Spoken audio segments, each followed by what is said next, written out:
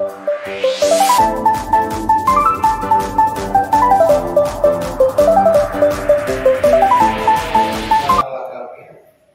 yang hidup, Allah yang kekal. Saat ini kami buka hati kami untuk kebenaran firman. Terangi hati kami penuhi dengan Roh-Mu, agar kami dapat mengerti firman yang kami dengar, dan kami dapat melakukannya dalam hidup kami. Sehingga kami boleh hidup dalam kebenaran firman dan bertumbuh sesuai dengan kehendak.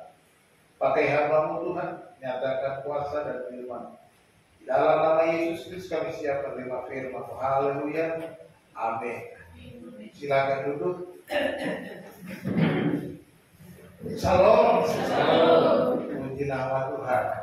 Bapak Ibu Saudara kasih Tuhan, saya hari ini mau melanjutkan khotbah minggu lalu berkaitan dengan pencurahan Roh Kudus.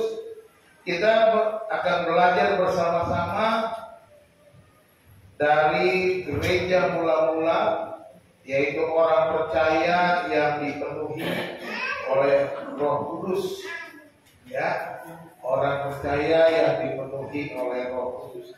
Mari kita bersama-sama membuka Alkitab kita dari Kisah Para Rasul pasal yang kedua ayat 41 sampai ayat yang ke-45.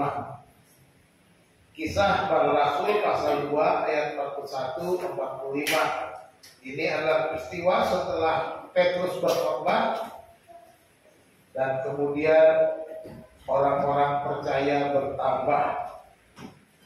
Saya akan bacakan Kisah pasal 2 ayat 41-45, demikian firman Tuhan.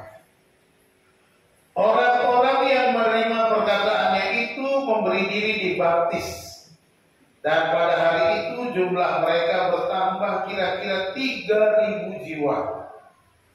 Mereka bertekun dalam pengajaran rasul-rasul dan dalam persekutuan, dan mereka selalu berkumpul untuk memecahkan roti dan berdoa. Maka ketakutanlah mereka semua, sedang rasul-rasul itu mengadakan banyak mujizat dan tanda. Dan semua orang yang telah menjadi percaya tetap bersatu, dan segala kepunyaan mereka adalah kepunyaan bersama. Dan selalu ada dari mereka yang menjual harta miliknya, lalu membagi-bagikannya kepada semua orang sesuai dengan keperluan masing-masing. Demikian firman Tuhan. Berbahagialah kita yang mendengar dan yang melakukan firman-Nya. Bapak Ibu yang dikasihi Tuhan, Roh Kudus sudah dicurahkan. Roh Kudus sudah diberikan kepada kita, kepada orang percaya. Roh Kudus sudah mendiami setiap orang yang percaya di dalam Tuhan Yesus Kristus. Ketika kita mengaku percaya dan menerima Yesus Kristus sebagai Tuhan dan Juru Selamat kita, saat itulah Roh Kudus mendiami kita, tinggal di dalam kita. Roh Kudus memakai setiap orang percaya, ya, dengan mendiami dan memenuhi hidup mereka. Jadi setiap kita yang percaya dipenuhi, didiami dan dipenuhi. Nah, selain didiami, kita juga dipenuhi. Tetapi ada orang Kristen hanya didiami tapi tidak dipenuhi. Nah, makanya sekarang kita belajar bukan hanya kita mau didiami Roh Kudus, tapi kita harus penuh Roh Kudus. Penuh Roh Kudus itu artinya kita dikuasai oleh Roh Kudus, dikendalikan oleh Roh Kudus. Hati kita, pikiran kita, perasaan kita, seluruh jiwa raga kita dikendalikan oleh Roh Kudus. Itu namanya dipenuhi. Roh Kudus biasanya mendiami kita, tetapi kita tidak mau dikendalikan. Justru kita seringkali mengendalikan Roh Kudus, ngatur-ngatur Roh Kudus. Nah, itu kegagalan kita memahami dan kegagalan kita hidup berkelimpahan seperti itu. Tetapi ketika kita menyerahkan hidup kita di bawah kendali, di bawah pimpinan, di bawah kuasa, di bawah kepenuhan Roh Kudus, maka kita bisa menikmati hidup yang berkelimpahan. Sekali lagi saya katakan, hidup berkelimpahan bukan hidup kaya raya, bukan itu. Hidup berkelimpahan itu hidup merdeka di dalam Tuhan, hidup penuh sukacita, penuh damai sejahtera dipengaruhi oleh berbagai macam yang mengganggu kehidupan kita, termasuk orang-orang yang menyakiti kita, termasuk orang-orang yang menipu kita, orang-orang yang telah membuat kita kecewa. Tidak akan pernah. Kenapa? Karena Roh Kudus yang memenuhi kita, karena Roh Kudus yang memberikan kita jaminan damai sejahtera sukacita itu. Kita bisa hidup berlimpah, sekalipun sakit, sekalipun kecewa, tetapi kita bisa mengalahkannya dengan apa? Dengan dipimpin, dikuasai, dipenuhi oleh Roh Kudus. Kalau kita melihat di sini dalam kisah ini, Roh Kudus memakai Rasul Petrus untuk membaptis 3.000 jiwa. Pada hari Pentakosta kita sudah baca dalam ayat 41. Murid-murid dikatakan pada waktu mereka berkumpul ada 120 yang dicatat dalam pasal 1.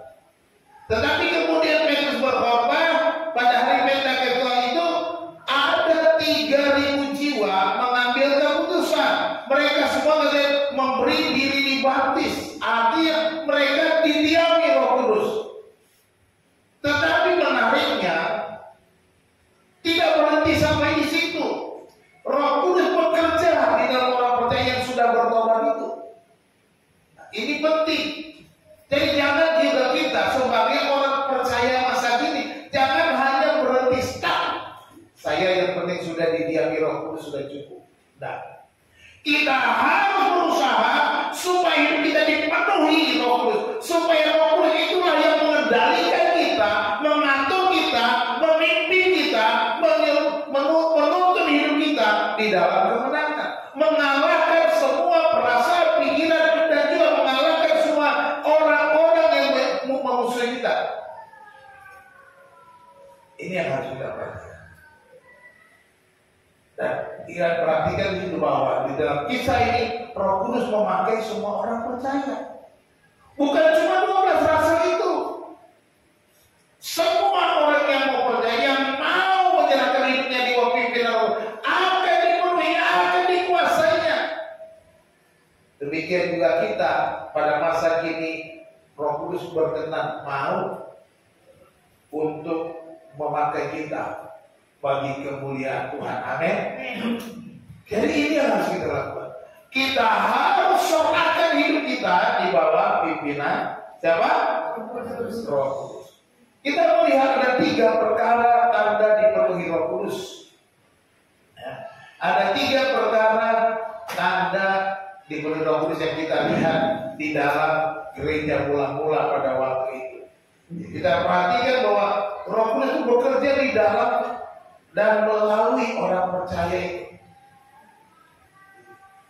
Roh Kudus bekerja di dalam kita, melalui kita, untuk menyatakan kuasa, menyatakan hadirannya, menyatakan bahwa Allah itu ada, Allah itu hidup, Allah itu berkuasa, Allah benar-benar ada hidup di dalam kehidupan setiap orang. Karena Allah tidak kelihatan. Itu sebabnya Dia memakai kita supaya menyatakan hadiratnya, supaya orang melihat bahwa benar-benar Allah itu ada. Yang pertama kita lihat, ya, yang pertama, apa yang dilakukan Roh Kudus? Yang pertama, orang-orang percaya itu menjadi murid Kristus. Itu penting. Ya, ayat 41-42 kita baca lagi.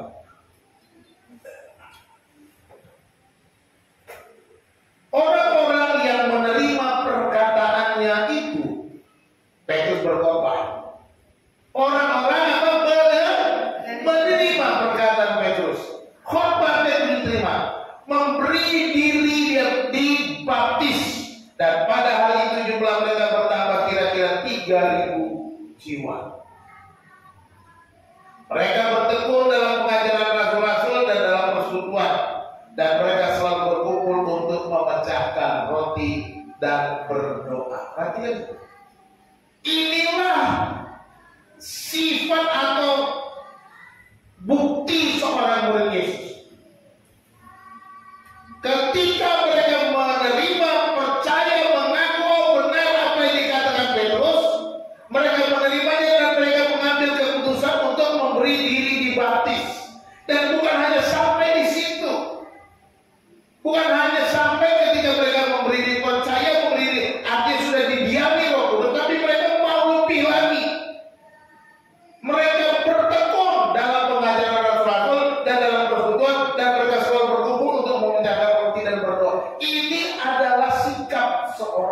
murid. Mereka tidak berhenti pada hanya menerima. Mereka tapi mau terus bertumbuh. Mereka mau terus belajar. Mereka terus mau meningkatkan kehidupan rohani mereka. Mereka mau terus meningkatkan iman mereka. Mereka terus mau berusaha lebih lagi, dan lebih lagi. Inilah seorang murid. Perhatikan, bertekun dalam pengajaran, ya kan? Dan dalam persekutuan, berkumpul, memecahkan roti dan berdoa. Ini sikap seorang murid. Ya. Perhatikan, ingatlah bahwa Yesus ketika dia sebelum pergi, dia berpesan. Ya. Saya kutip dari ayat 19 saja. Karena itu pergilah, jadikanlah semua bangsa muridku dan baptislah mereka dalam nama Bapa dan Anak dan Roh Kudus. Perhatikan dulu. Jadikanlah semua bangsa apa? Murid. Ini pesan Yesus. Supaya orang percaya bukan hanya berhenti untuk menerima Yesus saja dengan memberi diri baptis, tidak hanya berhenti di situ, tapi mereka harus menjadi seorang murid. Ya, seorang murid. Apa sih murid? Kalau dalam bahasa aslinya matetes, itu matetes. Tapi dalam terjemahan bahasa Inggris disebut disciple. Apa? Disciple. Disciple punya akar kata yang sama dengan disiplin. Artinya apa? Seorang murid bukan hanya seorang student yang belajar. Bukan itu. Tetapi seorang murid di sini adalah seorang disciple, seorang yang memiliki hati mau disiplin dalam, makanya dikatakan mereka bertekun dalam pengajaran. Ada disiplin rohani yang mereka tunjukkan. Inilah yang menjadi seorang murid, bukan hanya sekedar ikut-ikutan, bukan sekedar formalitas, bukan hanya sekedar ya yang penting kumpul, yang penting rame-rame. Kalau orang Jawa bilang makan rame-rame kumpul, katanya. Makan nggak makan yang penting kumpul, bukan itu. Tapi mereka bertekun dalam pengajaran. Ini ada satu disiplin hidup mereka. Mereka mau bertumbuh, mereka mau menyerahkan hidupnya untuk bertumbuh, bukan hanya berhenti stuck sebagai orang yang sudah Kristen, orang yang percaya, orang yang ikut ke gereja saja, bukan itu. Bukan hanya orang-orang yang mereka bertekun dalam pengajaran rasul-rasul. Inilah seorang murid. Jadi kalau kita jadi orang percaya, sebenarnya kita ini murid. Murid Kristus berarti kita disciple-nya Kristus. Apa yang kita lakukan? Kita harus hidup disiplin dengan cara Kristus. Itu yang dia maksudkan. Kita harus sama seperti Kristus hidup, kata Paulus. Makanya Paulus katakan kita harus hidup sama seperti Kristus. Dia juga berkata, ikutilah teladanku, sama seperti aku juga mengikuti Kristus. Jadi mari saudara-saudara dikasih Tuhan, kita harus menjadi seorang. Ketika kita didiami Roh, jangan berhenti. Hauslah untuk terus belajar. Hauslah untuk terus bertumbuh. Hauslah untuk terus menerima pengajaran, menerima persekutuan. Dan mereka bersekutu, mereka memecah-mecahkan roti, mereka berdoa. Ini ketidak murid Yesus itu seperti itu siklusnya. Ada kelas pengajaran, ada persekutuan, ada perjamuan, memecah-mecahkan roti di situ. Ini berbicara tentang perjamuan Tuhan, dan ada berdoa. Inilah kegiatan seorang murid, ya. Jadi mereka bertekun dalam pengajaran, dalam persekutuan, berkumpul dalam perjamuan suci dan berdoa. Ini adalah sikap seorang murid Kristus yang mau terus berkembang, mau terus bertumbuh, yang mau terus tambah tidak berhenti. Jangan pernah merasa kita sudah selesai sehingga kita nggak mau bertumbuh. Kita harus terus mau diisi, dan diisi. Kalau kita sudah tidak mau diisi lagi, maka kita tidak akan pernah bertumbuh. Jadi sebagai orang percaya, jadilah murid. Jangan lupa pengajaran firman Tuhan. Jadi setiap pagi kalau saya kirim renungan dibaca. Itu menguatkan. Ya kan? Jangan lupa persekutuan. Persekutuan itu artinya kita mau ambil bagian, ya, mengambil bagian, take a part. Jadi ketika kita bersekutu, kita bukan hanya datang duduk diam, tetapi bagaimana kita ambil bagian dalam kumpulan itu. Ambil bagian dalam apa? Apa saja. Ambil bagian dalam pekerjaan pelayan, ambil bagian dalam berbuat sesuatu. Kita harus ambil bagian. Itu namanya persekutuan. Bukan datang, duduk, diam, pulang, udah seperti itu. Jangan. Ambil bagian apa yang bisa kau lakukan, apa yang bisa kau beri, apa yang bisa kau perbuat di dalam kumpulan itu, di dalam gereja. Dan juga perjamuan. Dan mereka berkumpul untuk memecahkan roti. Perjamuan Tuhan harus kita lakukan sebagai tanda kita seorang murid. Kesetiaan kita harus melakukan itu sampai Tuhan datang. Itu firman Tuhan. Lakukan sampai Tuhan datang. Dan berdoa. Berdoa tentunya saudara sudah tahu. Berdoa sendiri, berdoa bersama, berdoa kelompok dan lain sebagainya, berdoa berbagai macam-macam berdoa. Hari Sabtu kita ada doa fajar jam 5 pagi. Puji Tuhan, Sabtu kemarin sudah dimulai. Puji Tuhan, ada yang datang. Yang saya bersyukur, puji Tuhan. Mau datangnya 1 orang, 2 orang, yang penting ada yang datang untuk puji Tuhan. Mungkin karena kemarin hujan, cuaca, jadi yang datang sedikit. Tapi saya percaya banyak saudara yang rindu mau datang. Tapi percayalah, kalau saudara penuh dengan kerinduan, hujan manapun harus saudara terawasi. Amin. Kok nggak amin? Kayaknya nggak rela kalau hujan.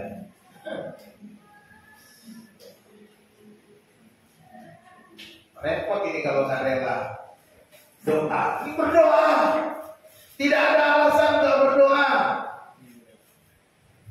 Kita mulai dengan doa, karena dengan doa lah maka kita bisa bertumbuh. Doa adalah satu-satunya langkah awal, ya, pertumbuhan kita. Tidak ada yang lain. Doa itu apa sih?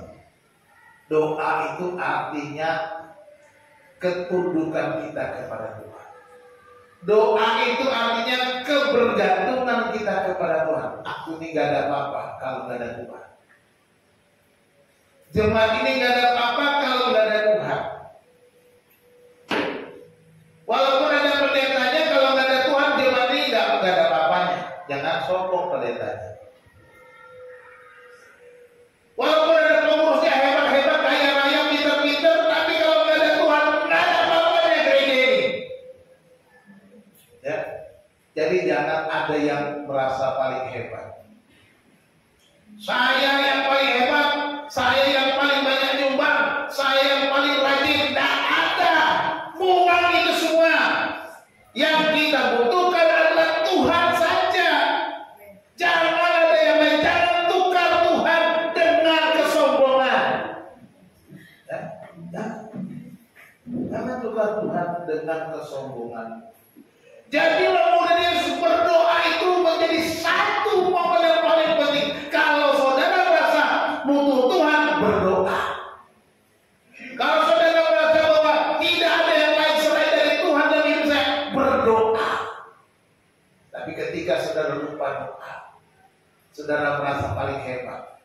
saudara merasa paling kuat, saudara merasa paling bisa. Nah itu, saya yakin kemarin bukan karena merasa paling, karena hujan gak bisa datang, Pak, ya puji Tuhan. Tuhan menguji kita. Saya juga diuji, berangkat gak berangkat, harus berangkat. Ya, harus berangkat. Siapa tahu saya gak berangkat, tiba-tiba ada yang datang, malu saya. Artinya ini pendeta tidak berintegritas. Tidak tahu malu di pendeta. Ada orang doa tapi nggak mau doa, nah, gitu kan? Jadi harus ingat itu. Saya percaya kalau cuacanya minggu depan Sabtu dengan baik pasti rame. Ya. Saya undang, pemuda remaja, ayo. Ibu-ibu, bapak-bapak, ayo berdoa. Habis itu kita olahraga, jadi sehat rohani, sehat jasmani. Ya.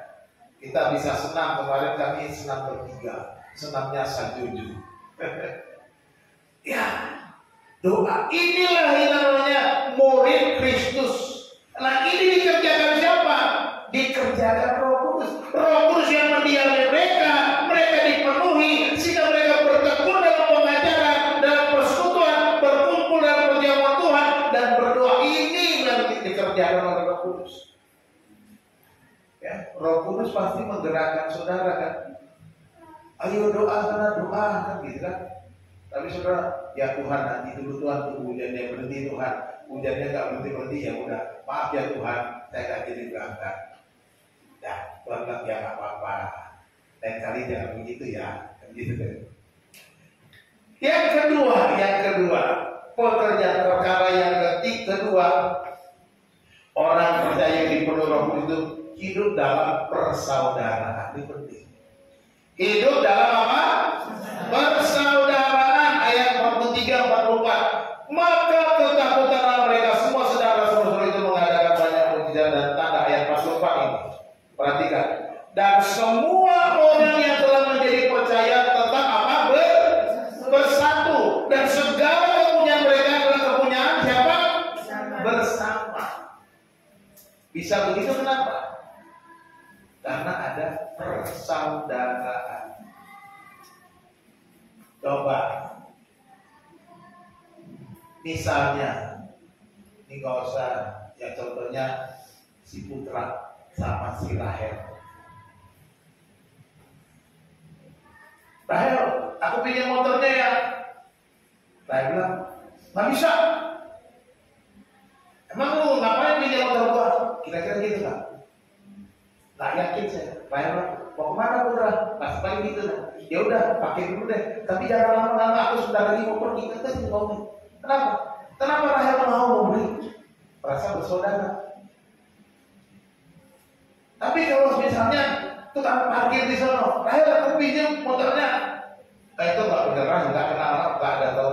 Mbak, aku pinjam motornya sebentar yang mau ke sana ke depan. Rahel curiga, ntar hilang motor di waktu. Karena orang siapa? Bukan saudara gua, ntar hilang. Ya kan gitu. Nah ini yang terjadi dengan para murid itu. Mereka dipenuhi Roh Kudus sehingga semua orang menjadi percaya tetap bersatu. Mereka perhatikan, bersatu artinya mereka sudah menyatu. Mereka sudah merasa tidak ada perbedaan sama sekali. Tidak ada gap di antara mereka, di antara orang-orang percaya. Dan segala kepunyaan mereka adalah kepunyaan bersama. Karena apa? Saudara. Apalagi kalau saya tadi contohkannya Rahel dengan Ribka. Semua yang di rumahnya itu pasti mereka pakai bersama karena saudara. Satu bapak, satu ibu. Tadi saya pakai yang jauh tuh. Masih beda bapak, beda ibu, cuma beda satu opung doang. Masih bisa. Karena melakukannya karena persaudaraan. Demikian juga orang percaya, mereka bisa bersama, bisa bersatu karena apa? Persaudaraan, akhir terciptanya persaudaraan. Orang percaya yang dipenuhi Roh Kudus harus menikmati persaudaraan. Itulah yang saya ciptakan atau saya bentuk, saya mau di dalam GPB segala bangsa ini. Kita menjadi satu keluarga. Memang gereja itu harus keluarga, gereja itu persaudaraan. Perhatikan Rasul Paulus menulis surat, saudara-saudara, begitu. Aku tidak mau supaya kamu begini, supaya kamu berduka, saudara-saudara. Dipanggil saudara. Dia tahu bahwa menjadi orang Kristen adalah menjadi persaudaraan. Kata kuncinya di situ tetap bersatu dan kepunyaan diri. Belum saya tayangkan ternyata ya. Ngomong-ngomong ibu-ibu, bapak-bapak, Pak belum ditayangkan. Ya, kata kuncinya adalah tetap bersatu dan kepunyaan itu kata kuncinya persaudaraan. Ketika kita merasakan jangan pernah ada gap. Jangan pernah ada kau begini, kau begitu, jangan pernah. Kalau kita merasa ada jarak, kita harus bersatu apapun yang terjadi, sekalipun ada banyak goncangan, ada banyak tantangan, ada banyak persoalan, kita harus dan jangan sampai segala sesuatu yang datang dari luar, yang datang mengganggu kita, merusak persatuan kita. Makanya Indonesia itu Pancasila dibuat. Yang ketiga, persatuan Indonesia itu penting. Persatuan dimasukkan dalam dasar negara. Karena pendiri bangsa ini tahu bahwa bangsa Indonesia terdiri berbagai suku bangsa, berbagai macam agama, berbagai macam latar belakang, dan terdiri berpulau-pulau, puluhan ribu pulau, belasan ribu ya. 17.000 pulau katanya. Ya. Jadi yang dibutuhkan apa? Persatuan. Tanpa persatuan Indonesia akan hancur. Ya. Demikian juga gereja. Mereka tetap bersatu. Karena ini karya Roh Kudus. Jadi jangan berhenti, jangan stuck pada didiami atau menjadi orang percaya. Bertobat, udah cukup. Kita harus penuh Roh Kudus. Orang yang penuh Roh Kudus artinya menyerahkan hidupnya, dikendalikan, dikuasai, dan dipimpin Roh Kudus sehingga apapun yang terjadi dia serahkan kepada Tuhan, bukan pada dirinya. Segala sesuatunya untuk Tuhan. Itu kata. Nah, apa yang kita dapatkan kalau ada persaudaraan? Masih ingat yang paling indah kira-kira janjinya apa? Saudara ingat apa kalau ingat persaudaraan? Berkatnya apa? Ya? Apa? Diberikan. Apa yang diberikan? Kalau saya langsung ingat Mazmur 133. Mari kita baca sama-sama Mazmur 133 ayat 1 sampai ayat yang ketiga, ya. Kalau nggak kebaca di depan, baca di Alkitab masing-masing. Mazmur 133 ayat 1 sampai 3. 1, 2, 3. Nyanyian ziarah Daud. Sungguh alangkah baiknya dan indahnya apabila saudara-saudara diam bersama dengan rukun, seperti minyak yang baik di atas kepala, meleleh ke janggut, yang meleleh ke janggut Harun dan ke leher jubahnya, seperti embun gunung Hermon yang turun ke atas gunung Sion. Sebab kesanalah Tuhan memerintahkan berkat kehidupan untuk selama-lamanya. Amin. Haleluya. Perhatikan bagian terakhir. Sebab kesanalah Tuhan apa? Memerintahkan apa? Diberitakan berkat. Saudara pilihkan itu. Tuhan memerintahkan berkat kepada persaudaraan yang rukun. Ini tandanya orang yang sudah dipenuhi Roh Kudus, persaudaraan yang rukun. Maka berkat mengalir. Gereja akan diberkati kalau persaudaraannya rukun. Gereja tidak diberkati kalau persaudaraan tidak rukun. Ingat, kita selalu dihadapi peperangan rohani. Apapun itu. Hal kecil bisa menjadi besar oleh karena apa? Dimanfaatkan oleh simbolis untuk memecah belah. merusak persatuan. Jadi jangan membesarkan yang kecil-kecil. Kalau perlu dipadamkan kalau itu buat mendatangkan perselisihan. Jadi ini yang harus kita ingat baik-baik, Mas Bosoti, supaya apa? Supaya Tuhan perintahkan berkatnya. Tuhan perintahkan luar biasa. Bukan hanya mencurahkan perintah di perintah, berkat-berkat Tuhan diperintah, dicurahkan melimpah-limpah. Jadi orang yang dipenuhi Roh Kudus tandanya hidup dalam persaudaraan. Seperti orang percaya mula-mula ini. Semua orang yang telah menjadi percaya tetap bersatu dan segala kepunyaan mereka adalah kepunyaan bersama. Karena apa? Karena saudara. Tidak merasa ini milikku, itu milikmu. Ya kan? Ini persaudaraan. Ketika kita merasa ini milikmu, itu milikmu, maka terjadilah perpecahan. Jadi lupakan itu. Yang ketiga, perlu nggak yang ketiga ya? Nggak usah aja kali ya, lewat aja langsung ya. Yang ketiga deh, hidup rela berkorban. Ini dia agak susah memang. Tapi saya pikir jemaat GPB di segala bangsa semuanya sudah melakukan. Amin. Hidup rela berkorban. Inilah perkara ketiga yang Roh Kudus kerjakan ketika kita dipimpinnya, dipenuhinya. Tidak jadi orang pelit. Kira-kira gitu ya. Tidak jadi orang pelit. Nggak jadi orang pikir. Apalagi buat saudaranya, buat Tuhan, nggak pikir dia.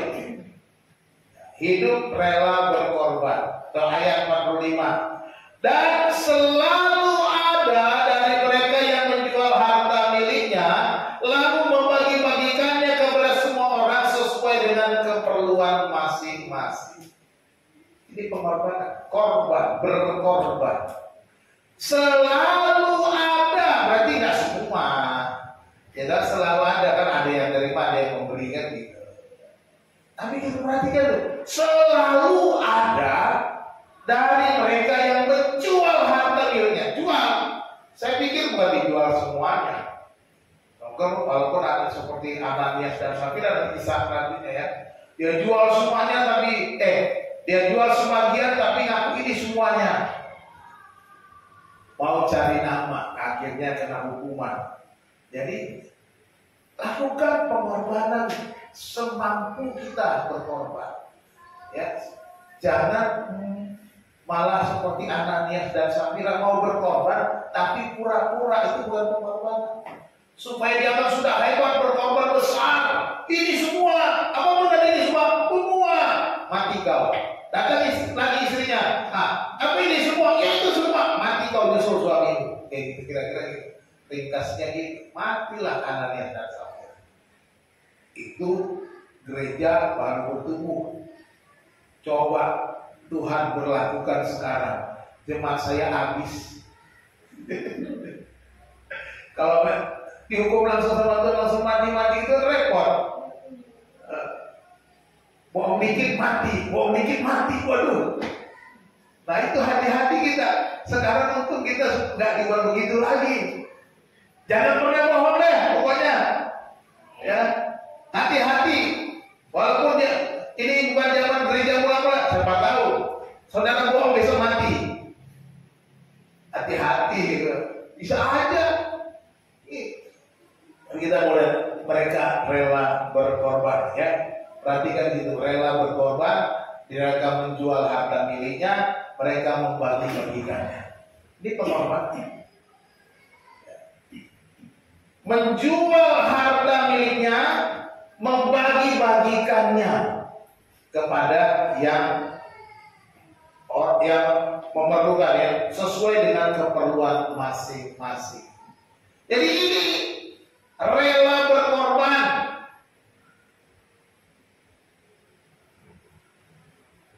Pak Pendeta, sekarang ini banyak banget kutipan nih Pak Pendeta.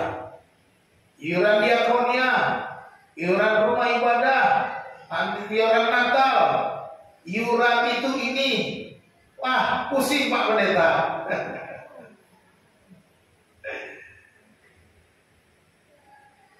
Coba kita pikirkan kembali. Pikirkan kembali. Apa yang orang-orang Kristen mula-mula dilakukan? Ini 2000-an tahun lalu. Hidupnya dengan kita enak mana? Kita tak bisa bandingkan memang. Tapi bagaimana hidup zaman dulu? Kita nggak usah mundur ke 2000 tahun lalu. Coba kita pikirkan hidup orang tua kita atau kakek kita 30, 40, 50 tahun yang lalu. Bagaimana mereka berjuang? Artinya dengan kesederhanaan.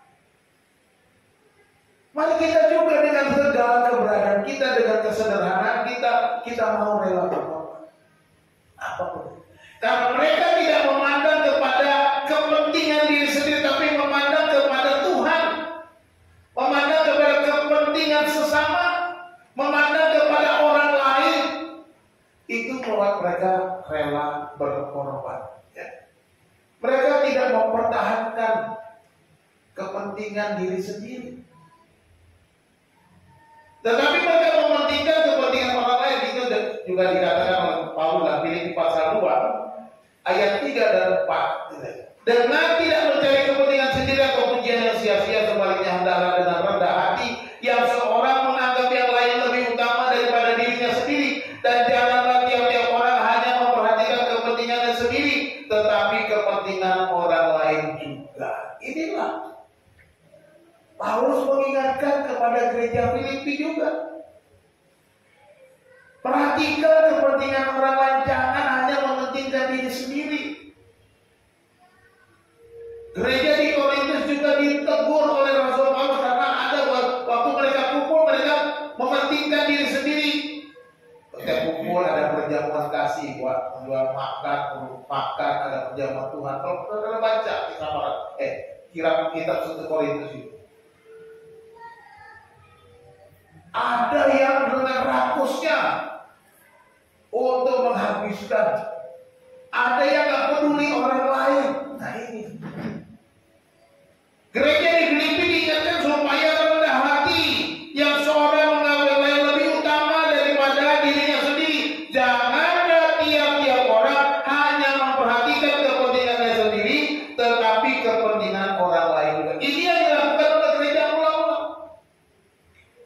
Menjual harta miliknya, membagi-bagikannya, tidak mau melihat orang susah. Ya. Harus itu.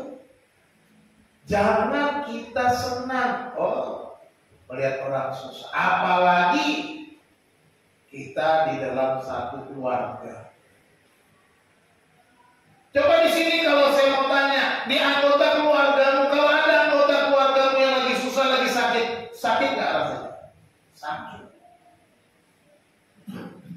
Pasti kita juga mikir. Kita juga ikut stres, mikirin yang sakit gimana supaya sembuh.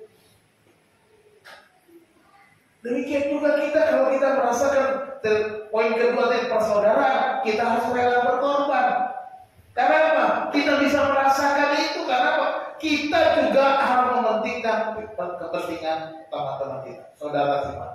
Inilah yang Tuhan mau tekankan kepada orang-orang yang dipenuhi Roh Kudus itu, bukan hanya rajin ke gereja, bukan itu. Bukan hanya orang-orang yang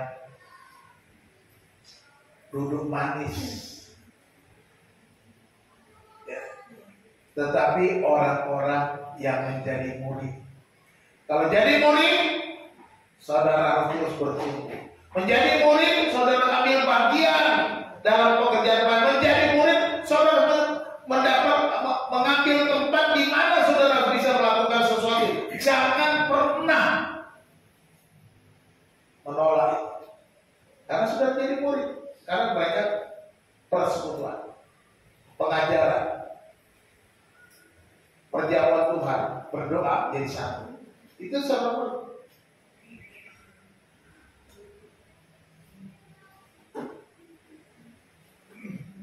Dipenuhi Roh Kudus, berarti kita harus hidup dalam persaudaraan supaya berkat Tuhan mengalir. Kita bersatu, kita bersama-sama dalam kehidupan keluarga Kristus. Kita harus hidup rela berkorban. Inilah orang-orang yang dipenuhi Roh Kudus. Orang-orang ini bisa berbuat itu kenapa? Karena Roh Kudus yang mengerjakan, yang menggerakkan hatinya, menggerakkan kehidupannya, sehingga mereka mau menjual hartanya. Kalau mikirin diri sendiri, kalau nggak dipenuhi Roh Kudus, mereka ngapain gue jual? Ngapain gue bagi? Ya udah nasib dia begitu, ya udahlah. Emang rezeki gue begitu. Tetapi orang-orang yang dipenuhi Roh Kudus hatinya beda. Dia merasa diberkati, dia merasa rezekinya lebih baik dari orang lain. Dia kemudian memperhatikan, dia membagikan rezekinya kepada yang berkekurangan. Itu orang yang dipenuhi Roh Kudus. Tidak diam ketika melihat penderitaan, tidak diam ketika melihat kesusahan, tidak diam ketika melihat kesulitan, tetapi bertindak. Karena ada kuasa yang bekerja. Itulah hidup rela berkorban. Kesimpulannya, orang percaya yang dipenuhi Roh Kudus. Yang pertama, orang percaya menjadi murid. Menjadi orang percaya harus menjadi murid. Ya harus. Semua kita harus jadi murid. Milikilah hati yang terus belajar kebenaran firman. Ya, bertekun, bertumbuh. Jangan hanya berhenti untuk percaya Yesus saja, tapi harus terus mengenal Yesus. Paulus sendiri itu yang bukan aku sudah mengenal dia katanya, tetapi ini yang aku lakukan. Aku berlari-lari, aku mengejarnya, aku berlari-lari dan mengarahkan pandangan untuk kepada Kristus dan memperoleh hadiah. Jadi itu yang dilakukan. Kita pun juga, Paulus aja sang rasul terus. Dia bukan seolah-olah sudah memperoleh semuanya itu katanya. Dia terus bertumbuh. Dia terus berjuang, dia terus berusaha untuk menjadi serupa dengan Kristus. Yang kedua, apa yang kita dapatkan? Persaudaraan. Menjadi orang percaya, menjadi satu keluarga Allah. Amin. Jadi suatu keluarga. Hiduplah dalam persaudaraan untuk menikmati berkat Tuhan. Tuhan perintahkan berkat supaya saudara makin diberkati, hidup dalam persaudaraan yang rukun. Ya. Tuhan perintahkan berkat kepada persaudaraan yang rukun. Yang ketiga, rela berkorban. Menjadi orang percaya harus rela berkorban. Perhatikanlah orang lain dengan tolong-menolong dan berbagi. Inilah yang saudara. Jangan tutup matamu untuk orang yang kesulitan. Jangan tutup hatimu ketika Roh Kudus bekerja.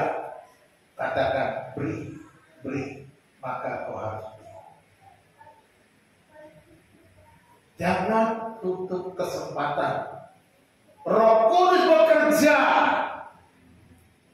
mengendalikan kita, mengontrol kita, mengatur kita, memimpin kita. Jangan hilangkan kesempatan itu.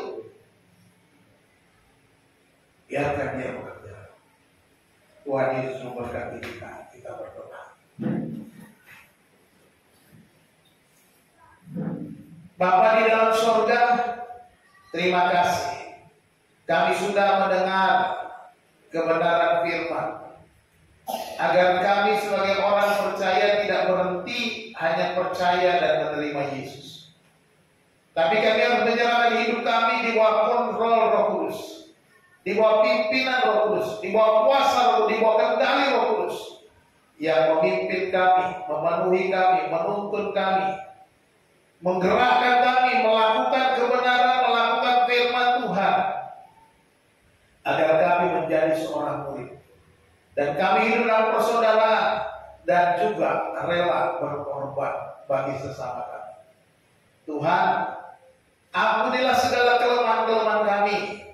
Kalau selama ini kami gagal menjadi seorang murid, gagal menciptakan persaudaraan, gagal untuk berkorban, tolonglah kami Tuhan supaya kami dapat memperbaiki hidup kami, agar berkat-berkat Tuhan mengalir dan kami boleh menyebarkan berkat-berkat-Mu di mana kami ada.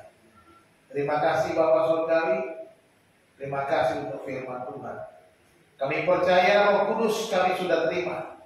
Penuhi kami Roh Kudus, penuhi kami, pimpin kami, kendalikan kami, atur langkah kami Tuhan. Kami mau hidup berkemenangan. Terima kasih Bapa Surgawi, terima kasih Tuhan. Kami bersyukur untuk firman. Hamba-Mu berhenti berbicara ya Bapa, biarlah Roh Kudus Engkau terus berbicara kepada kami tiap-tiap hari di setiap kehidupan kami, di mana kami ada. Pujilah nama Tuhan dalam nama Yesus Kristus yang berdoa. Haleluya. Amin.